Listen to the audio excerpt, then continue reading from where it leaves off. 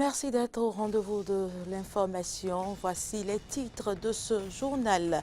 Les résultats des enquêtes journalistiques faites par le directeur adjoint de publication de l'hebdomadaire La Croix du Bénin sur le développement de l'énergie électrique ont été rendus publics ce mercredi au cours d'une conférence de presse tenue à Cotonou. Une initiative qui entre dans le cadre du projet Mediadev, entendez Médias pour le développement.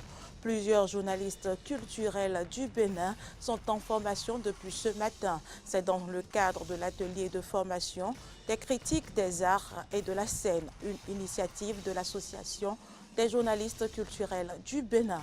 Violence au Mali, au moins 2 personnes ont été tuées mardi à Gao, dans le nord du pays, lors d'une manifestation de jeunes dénonçant la création d'autorités intérimaires dans cette région.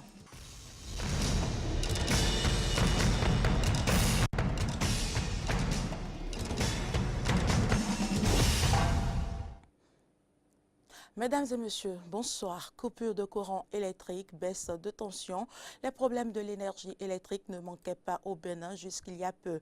Une situation qui a suscité une investigation chez le père Emmanjus Nadoou, directeur de publication adjoint de l'hebdomadaire catholique La Croix du Bénin. Il a présenté les résultats de son étude journalistique adossée au projet Médias pour le développement ce mercredi à Cotonou. Mori Agua, Damien Pedro. L'énergie électrique au Bénin, c'est le 7e dossier d'enquête révélé au grand public par le projet Médias pour le développement porté par le journal La Croix, appuyé par Osiwa. Le conférencier a démarré son exposé par quelques questions liées à la société fournitrice d'énergie électrique. La SBE fournit-elle la qualité de service qui la met à l'abri des critiques permanentes des consommateurs d'énergie?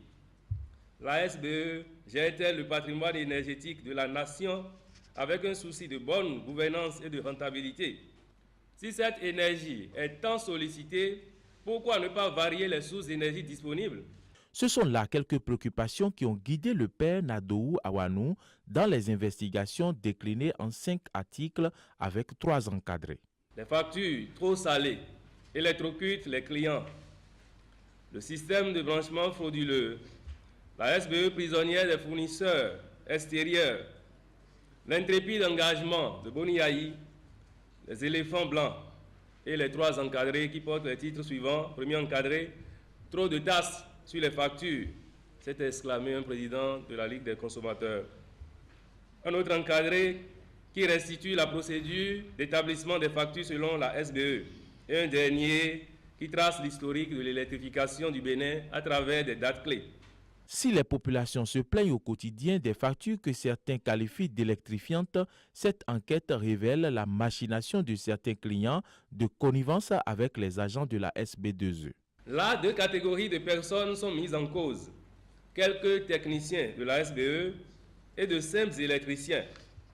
Les premiers, c'est-à-dire les techniciens de la SBE, quand on les sollicite, ils installent un système de branchement frauduleux grâce auquel les factures du demandeur sont fortement minorées.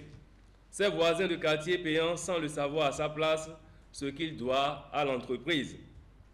À la fin de chaque mois, le technicien de la SBE passerait voir son protégé pour toucher des commissions. Des fois, témoignent d'autres personnes, ce sont de simples électriciens sollicités par les ménages qui tirent l'énergie électrique des installations de la SBE à l'insu de celle-ci. Quelques défis se dégagent de ces résultats d'investigation. C'est de vérifier l'état des systèmes de branchement des usagers de la SBE et payer les dettes de la société vis-à-vis des fournisseurs, en corrigeant les dysfonctionnements observés dans la chaîne d'approvisionnement du combustible au niveau de la SBE, de la CEB et du groupe MRI, qui a à charge la location des groupes à Cotonou et à Parakou, en menant sans délai des actions concertées pour améliorer et rendre plus efficace le processus de prise de décision opérationnelle. En raison des difficultés liées au Bénin à la fourniture de l'énergie électrique, ne serait-il pas judicieux pour l'État de varier les sources d'énergie? Il va falloir que le gouvernement du nouveau départ se penche véritablement sur cette question. Le Bénin est en phase d'avoir un cadre juridique pour le partenariat public-privé, puisque les travaux du comité ad hoc de réflexion sur ce cadre se sont achevés ce mardi. Le rapport a été donc transmis au ministre d'État chargé du plan et du développement, Abdoulaye Biotchane. La cérémonie s'est déroulée à la salle de conférence du ministère chargé des relations avec les institutions, en présence du maître des lieux, Joseph Djogbenou.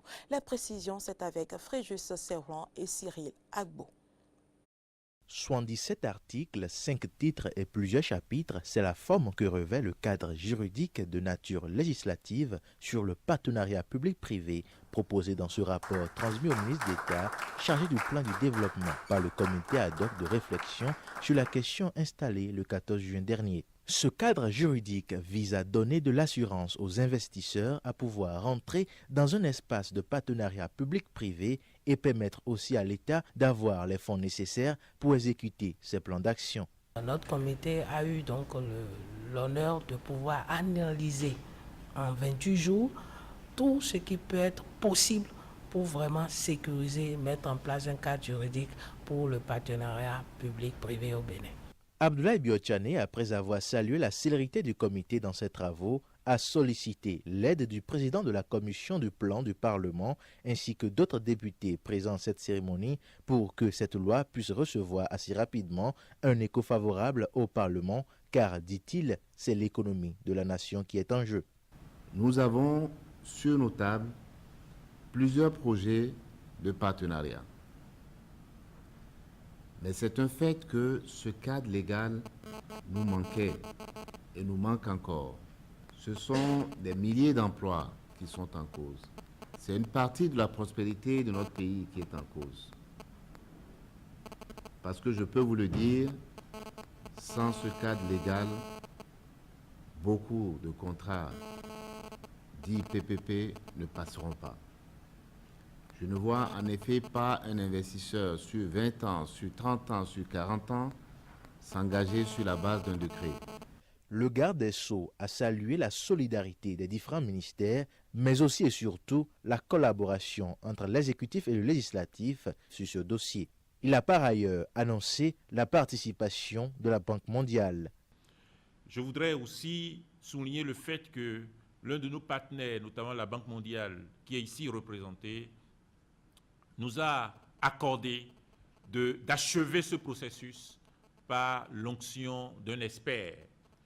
Et je voudrais saluer déjà le fait que l'Assemblée nationale a pris à cœur l'urgence à voir délibérer sur ce test, d'autant qu'il m'est revenu que déjà hier ou avant-hier, le test a été affecté à la commission du plan principalement.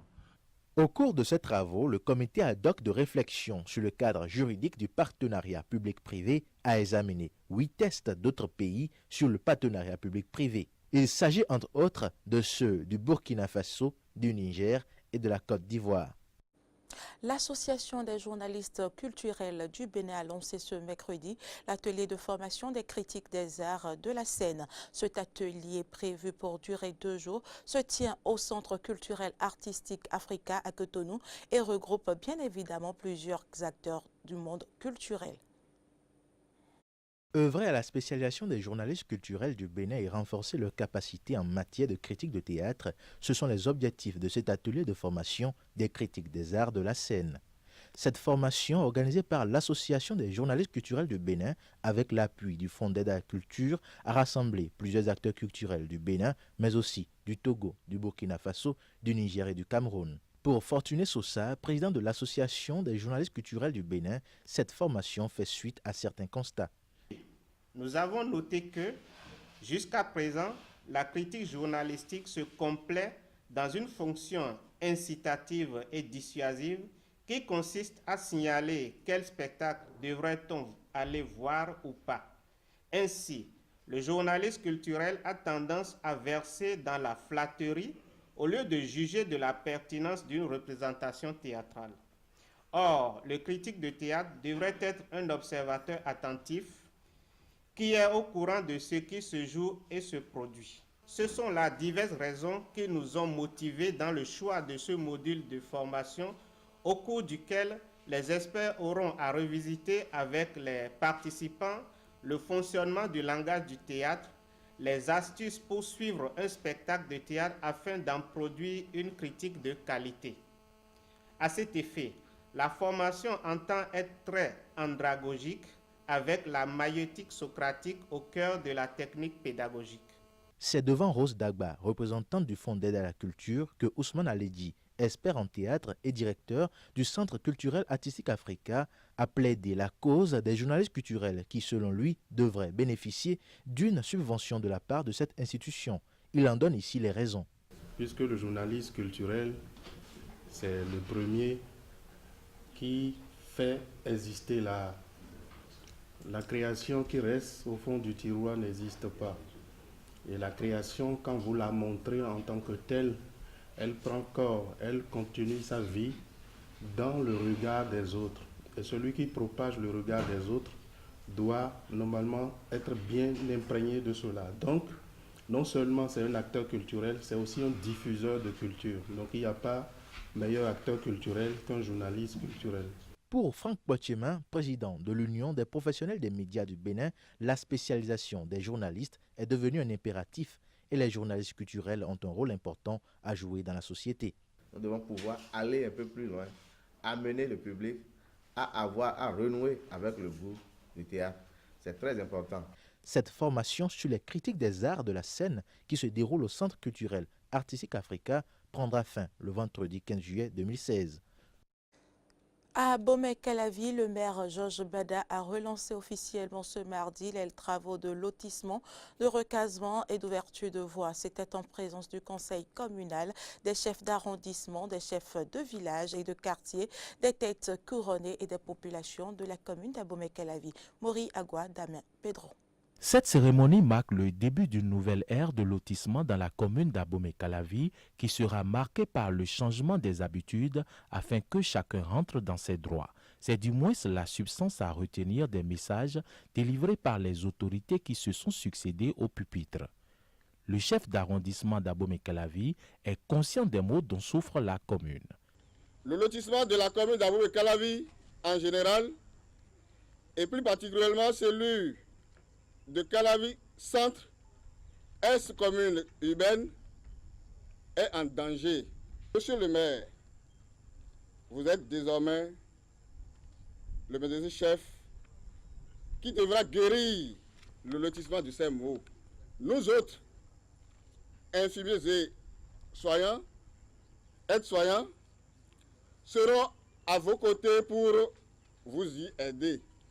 Pour le président de la commission Affaires domaniales, le morcellement tous azimuts est terminé. Dorénavant, aucun lotissement ne doit plus nous permettre d'avoir des dettes de parcelles à Calavi. Actuellement, nous avons plus de 1500 dettes. Aujourd'hui, le nouveau conseil communal a décidé que chaque lotissement s'autosuffit. On ne veut plus entendre que le lotissement d'un arrondissement a roulé à perte et qu'il faut attendre le lotissement d'un autre arrondissement pour régler les problèmes. C'est terminé à Calavi. L'essentiel pour le directeur départemental de l'habitat et de l'urbanisme atlantique est que cette relance des travaux de lotissement, de recasement et d'ouverture des voies se déroule dans de bonnes conditions. Le travail reste, puisque nous avons déterminé maintenant théoriquement comment ça va se faire. L'application se ferait avec vous tous, population d'Abomey-Calavi. Chacun a sa partition à jouer. Donc notre souhait, c'est que désormais, les lotissements se passent de façon plus saine. Le maire d'Abomey-Calavi prend ici un engagement devant ses administrés. Nous devons tous, en ce qui nous concerne, en ce qui concerne chacun, jouer sa partition. Et comme l'ont dit mes prédécesseurs ici à ce pupitre même, aucune intervention de détournement d'objectifs ne viendra de la part du maire.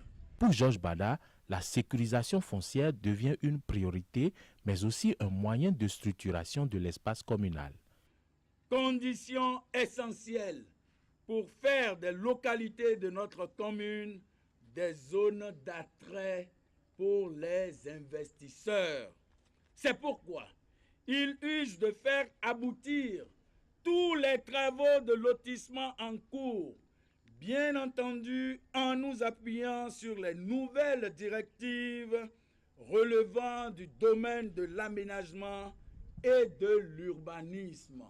Je voudrais une fois encore compter sur les efforts personnels que les différents acteurs ne cesseront de déployer pour atteindre ces différents objectifs. La réussite de la relance des travaux de lotissement est donc une préoccupation majeure du conseil communal d'Abomey-Calavi. La population, elle, n'attend qu'un aboutissement heureux de ce nouveau départ.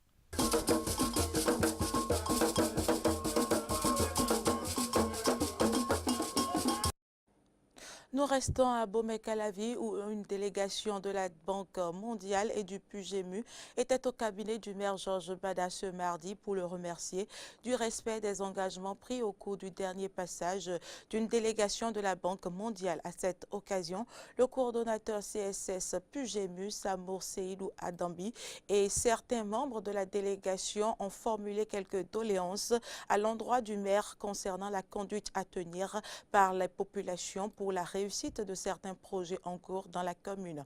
Écoutons le maire Georges Bada et le coordonnateur CSS PUGEMU.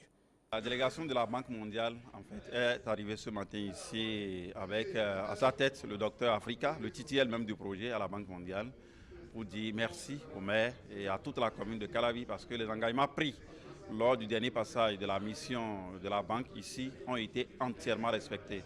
Les contreparties de la ville pour le bon déroulement du projet et tous les sites pour les points de regroupement et le centre de transfert, tout a été mis à la disposition du projet. Donc il était normal que le chef même du projet se déplace pour venir dire merci au maire, à toute son équipe et à toute la commune de Calavi. Oui, les doléances que nous avons, c'est des problèmes liés au fonctionnement normal des ouvrages en construction. C'est tout simplement ça. Je pense qu'il suffit d'une seule séance avec les acteurs à la base, ça va être réglé. Et le maire a promis que dans les jours à venir, on va tous se retrouver pour vider pour une fois pour toutes cette question-là, liée au problème de zonage, liée au problème de direction des ouvrages, les problèmes de proximité avec les maisons. Donc tout ça là va être réglé au cours d'une séance. C'est tout simplement ça. Les ouvrages dont on parle, le pont de Sodo qui est long de plus de 200 mètres, n'est pas un ouvrage réalisable par les fonds de la commune. Donc PUGEMU vient en appui pour un certain nombre de grands ouvrages dans notre commune.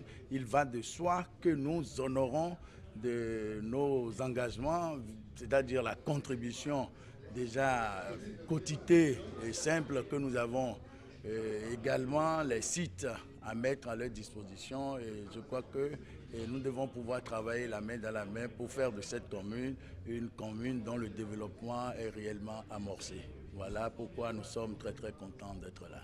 Oui, mais je crois que c'est des préoccupations qui sont techniques et que du reste nous devons honorer parce que c'est vrai pour mettre des ordures dans un quartier, dans une place donnée, il revient à la population également d'accepter, il revient à la commune de s'engager pour que ces ordures partent le plus rapidement possible.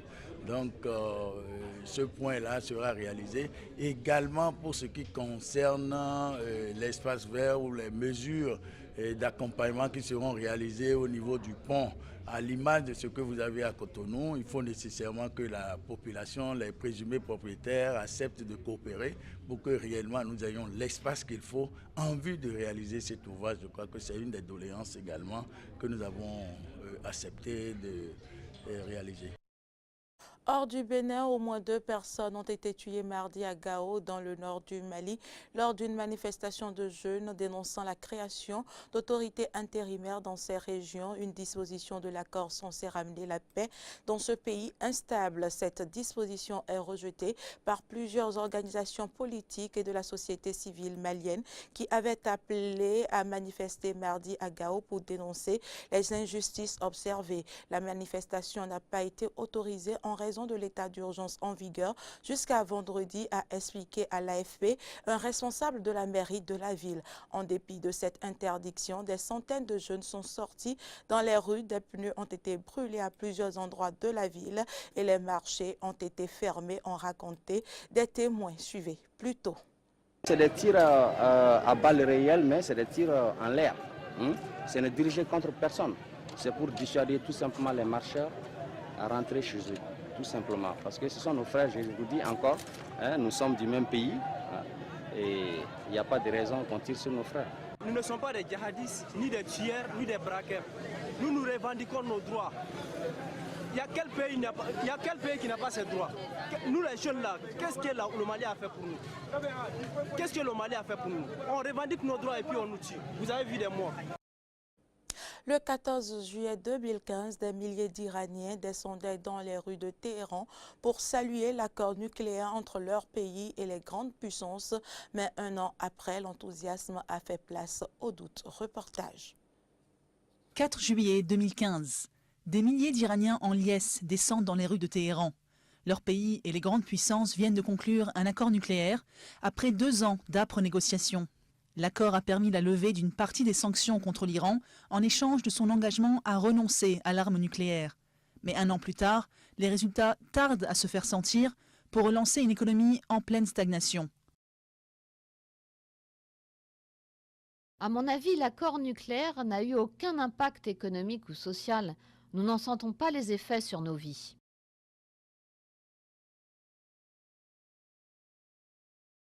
Une partie de l'argent gelé a été rendue, mais pour nous les jeunes, rien n'a vraiment changé. Nous n'avons rien senti. Dans le Grand Bazar, principal centre du commerce à Téhéran, même des illusions. Le président Rouhani, un modéré élu en 2013, estime que la fin des sanctions permettra d'attirer entre 30 et 50 milliards de dollars d'investissement par an. Mais les commerçants ont vu peu de changements et les avis sur l'avenir sont mitigés.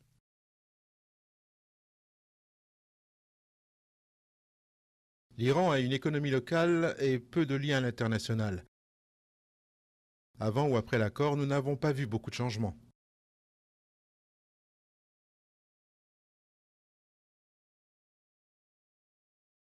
Ils disent que ça ira mieux dans l'avenir. En tout cas, pour ce qui est du moral, il y a plus d'espoir. Pour cet expert, l'heure est avant tout à la patience. La levée des sanctions a provoqué un défilé de délégations étrangères à Téhéran, attirées par le potentiel d'un pays riche en pétrole et en gaz.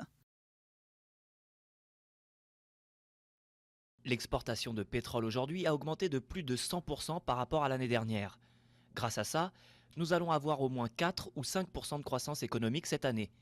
Nous serons en mesure de faire plus encore, mais nous avons besoin de plus de temps. Une partie des sanctions américaines et européennes contre le programme balistique reste néanmoins en place. La situation des droits de l'homme et le soutien de l'Iran à des groupes comme le Hezbollah libanais refroidissent eux aussi les investisseurs. Si certains accords de principe ont été notamment passés avec Boeing et Airbus, le feu vert des autorités américaines, impératif pour qu'ils se concrétisent, tarde à venir. Une mosaïque représentant un ange dissimulé derrière un mur en plâtre a été découverte dans l'église de la Nativité à Bethléem.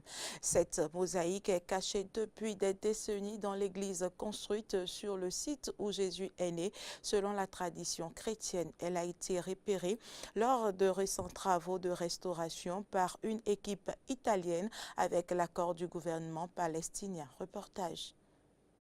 Peu à peu, ces anciennes colonnes retrouvent leur éclat d'antan. Une équipe italienne de restaurateurs d'art s'attelle depuis 2013 à rénover l'église de la Nativité à Bethléem, construite selon la tradition chrétienne sur le site de la naissance de Jésus. Un effort colossal qui a déjà réservé quelques surprises, comme cette mosaïque représentant un ange caché depuis des décennies. Au début du travail de restauration, quand nous avons sondé le mur avec une caméra thermique pour vérifier qu'il n'y avait rien derrière, nous avons décelé quelque chose d'inhabituel. On a cherché à savoir ce qu'il se trouvait derrière cette large tache. Il s'agissait d'un ange en mosaïque datant de 1555, recouvert de plâtre. C'est le 7e ange à présent dans l'église. Leurs mains sont tendues en direction de la caverne où Jésus serait né. L'église, construite en 339 après Jésus-Christ, a été détruite par un incendie, puis reconstruite au VIe siècle. C'est un travail très important dans la vie d'un restaurateur. Nous sommes au cœur de la civilisation, disons christiano-européenne. Ainsi, des points de vue historiques, artistiques, professionnels et spirituels, c'est le centre du monde. C'est le monde tout entier. Face aux persécutions subies par les minorités, notamment chrétiennes au Proche-Orient, cette église reste un monument fondamental. Certaines années, le nombre de visiteurs dépasse ici les 2 millions. À un niveau personnel, ça a été une expérience très enrichissante. Vivre sur un chantier 24 heures sur 24, parmi des touristes et des prêtres de religions différentes, c'est exigeant, tant au niveau psychologique que professionnel. Mais c'est gratifiant. La poursuite des travaux est menacée par le manque de financement. Le projet nécessite une rallonge de 7,5 millions d'euros qui doivent s'ajouter aux 10 millions déjà donnés par des gouvernements et des particuliers. Si des fonds supplémentaires parviennent à être levés, les travaux de rénovation devraient s'achever en 2018. Fin de ce journal. Merci pour l'attention. À bientôt.